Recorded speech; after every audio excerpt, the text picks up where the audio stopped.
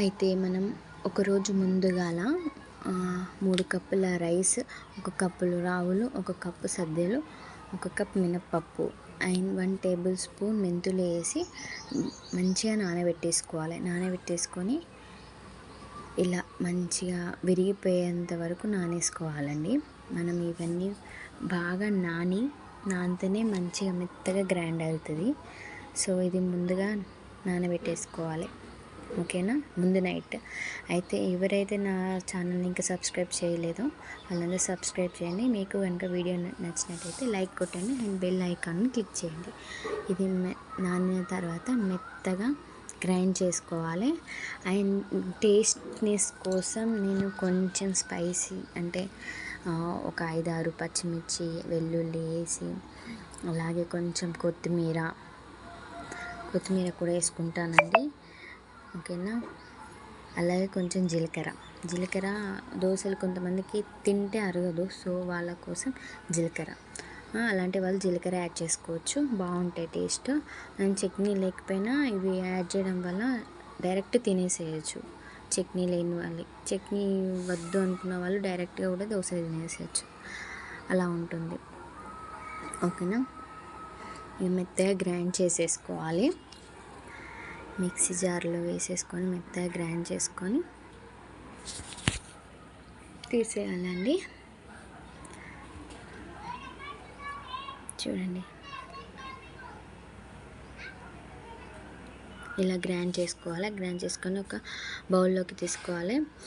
And ఇది కూడా grind చేసుకున్న బ్యాటర్ని కూడా మనం ఒక 3 hours మనం పులవనియాలి. అయితే నేనేం చేస్తానంటే మా ఇంట్లో అయితే మార్నింగ్ నానేస్తాను, ఈవినింగ్ ఆఫ్టర్నూన్ వరకు రుబ్బేసి నైట్ వరకు అది పులుస్తుందండి. పులిచి మంచిగా ఇట్లా పొంగి వేస్తుంది అన్నట్టు. నేనైతే అలా చేస్తాను. లేదు మార్నింగ్ బ్రేక్ఫాస్ట్కి కావాలనుకున్న వాళ్ళు ఈవినింగ్ వరకు నానేసుకొని నైట్ వరకు రుబ్బికొని పడుకోవచ్చు. ఇలా పొంగికి వచ్చింది కదా పిండి మొత్తం, చూడండి. నేను ఈవినింగ్ వరకు పులవనిచ్చానండి. పులిసాక అలా తగినంత సాల్ట్ వేసుకోవాలి. సాల్ట్ వేసుకొని మెత్తగా మిక్సీలో ఇట్లా కలపాలి. మెత్తగా కలిపేసుకొని దోశలు పోసేసుకున్నాను. మన బ్యాటర్ మిల్లెట్స్ దోశ బ్యాటర్ అనేది ప్రిపేర్ అయిపోయింది. ఓకేనా, ఇలా ప్రిపేర్ చేసుకోవాలి బ్యాటర్ని. ఈ బ్యాటర్ మనం అన్నిటికీ యూస్ చేసుకోవచ్చు.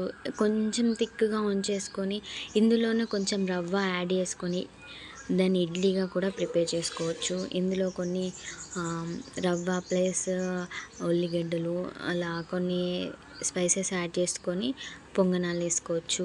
ఇలా రకరకాల చేసుకోవచ్చు.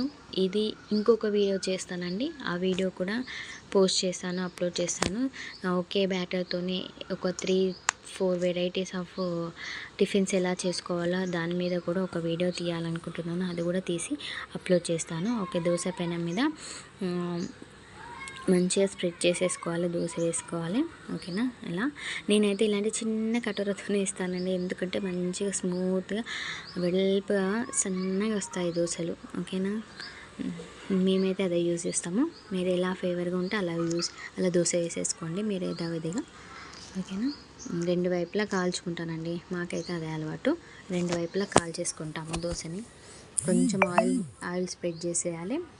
కొంచెం ఆయిల్ స్ప్రెడ్ చేసి దోశ బ్రౌన్ కలర్. అయితే ఇందులో ఒక సీక్రెట్ ఇంగ్రీడియంట్ ఏంటంటే మీరు కొంచెం షుగర్ యాడ్ చేశారు అనుకోండి, మంచిగా బ్రౌనిష్ కలర్లో వస్తాయి దోశలు. ఓకేనా, కొంచెం షుగర్ యాడ్ చేసేయండి. 1 table spoon of sugar add చేశారనుకోండి, మంచిగా ఈవెన్గా హీట్ అవుతుంది దోశ.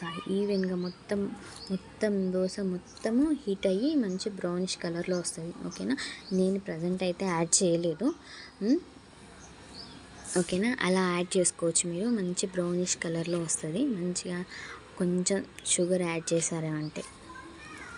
ఓకేనా, ఈ విధంగా దోశలు పోసేసుకోవాలి. మిల్లెట్ దోశ రెడీ అండి.